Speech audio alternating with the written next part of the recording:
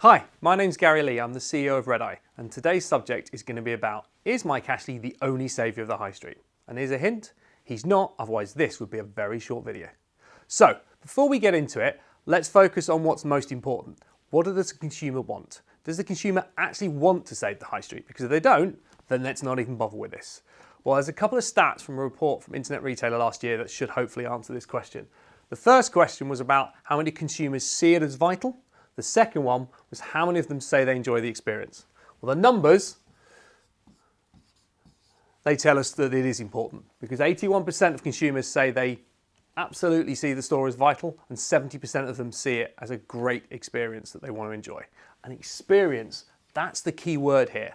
That's the word we want to focus on, and that's what we want to see. How can digital marketing help make that experience come alive and also just make people aware of it? So the first and most important thing I want to emphasize in all of this, if you're going to focus on the experience, let's make it fun. That's what the consumer wants. That's what's different about going in store versus online. You can enjoy that experience. So there's a couple of very obvious things here. Number one, you've got people in store. So once you've got the people, you can clearly have a better customer experience. So focus on that. Focus on those people, and we'll talk about how we can bring those out in just a second.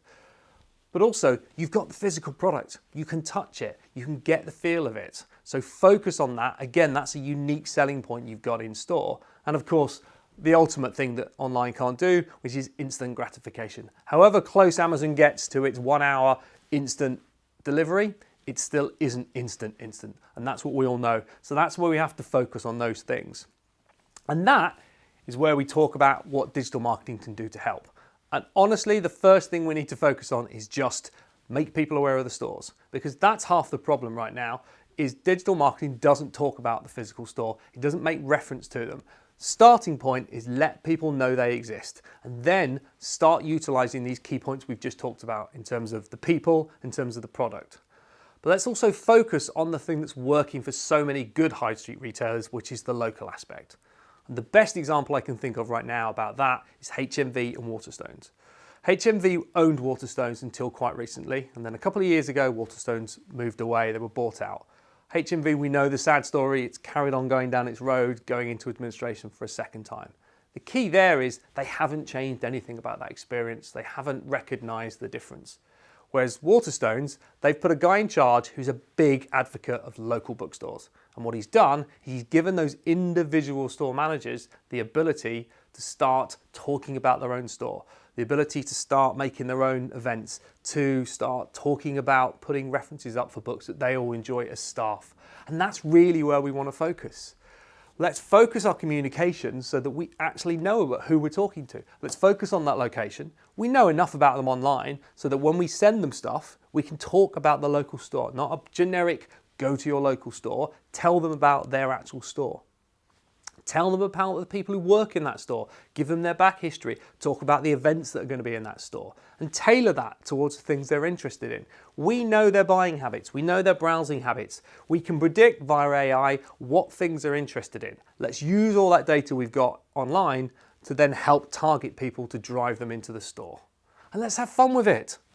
Let's do a virtual store. Anybody who's got an iPhone, an Android phone, can take a very simple video, they can walk around the store, and that video will give them the opportunity to showcase what the client will see, the customer will see in store, and build up that anticipation.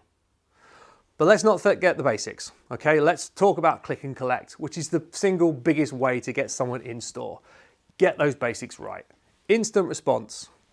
Give them the communication in the form of channel they want. So if it's email, is it SMS? Is it through push notification? Whatever their preference is, send it to them quickly and cleanly. And by cleanly, we mean tell them where they can find it in store, tell them when they can pick it up from. Don't try and upsell. Leave that for the store. That's the whole point. You're pushing them into store. Because believe it or not, if you get them in store, they'll buy more products. There was a report last year, an amazing stat, actually last January, this January, consumers who go in store by an additional 39% products. An additional 39%. If you can get people in store, they will buy extra products on top of what they've already done. So make sure you always offer them that option to collect in store. I get frustrated when I see that you can buy a product and get it delivered at home, but not in store. It's the same concept. Get them into the store, get them buying the same stuff. Hey, don't forget, get them to bring their returns, because the returns can just be as useful in terms of getting them to look for additional products or swapping a product for another one. So focus on the basics, get people in store, and let those store managers do their job. A couple of final points to end on. We called it the future, but the reality is this is now. You can do this because the data exists.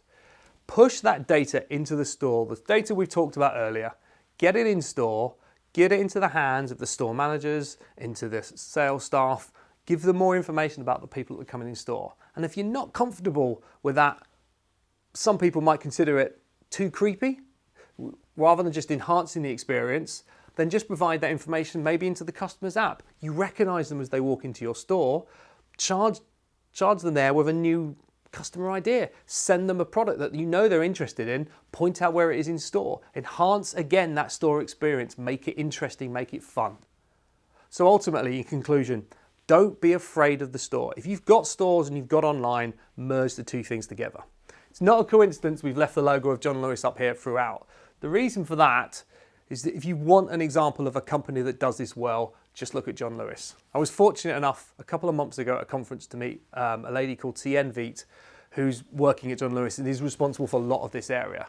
But what comes across is why John Lewis did this well. They do everything about the customer. They put the customer at the heart of their marketing, and as a result of that, they don't care if they're going online or in store. They just want them to be their customer. So they combine the two. There's no competition. It's about a seamless experience.